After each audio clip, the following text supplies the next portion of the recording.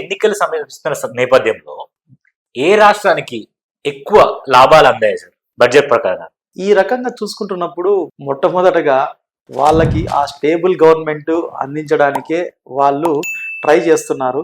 ఆ రకంగానే బీహార్కి ఇప్పుడున్నటువంటి గవర్నమెంట్ బీజేపీ వచ్చేసి తన యొక్క ఆధిక్యాన్ని నిరూపించుకోవాలనుకుంటే మనకు బీజేపీ అక్కడ బీహార్లో చాలా స్ట్రాంగ్ అవ్వాలి, అలాగే ఏపీలో స్ట్రాంగ్ అవ్వాలి. ఈ రెండింటి యొక్క మద్దతుతోనే ఈరోజు మైనారిటీ గవర్నమెంట్ నుంచి మెజారిటీ గవర్నమెంట్కి ఉండి పరిపాలన అనేది సాగిస్తున్నారు.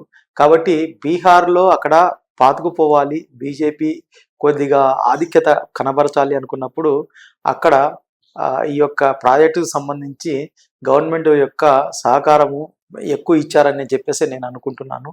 అలా కాకుండా ఒక బీహార్కనే కాదు, ఇప్పుడు ఒక ఆంధ్రప్రదేశ్కి తీసుకున్నప్పుడు కూడా ఏమైందంటే ఆంధ్రప్రదేశ్కి డైరెక్ట్ సహాయం చేయకుండా అప్పు తీసుకోవడానికి ఈ యొక్క ఎఫ్ఆర్ఎం ఫైనాన్స్ రిస్ట్రిక్షన్స్ ఏదైతే మ్యాండేట్ ఉందో ఆ ఫైనాన్స్ రిస్ట్రిక్షన్ మ్యాండేట్ని మామూలుగా సవరిస్తూ ఇప్పుడు పోలవరం ఒక పెద్ద జాతీయ ప్రాజెక్ట్. సో అలాంటి వాటికి వెసులుబాటు కల్పించడం అనేది కూడా ఒక మంచి పనే.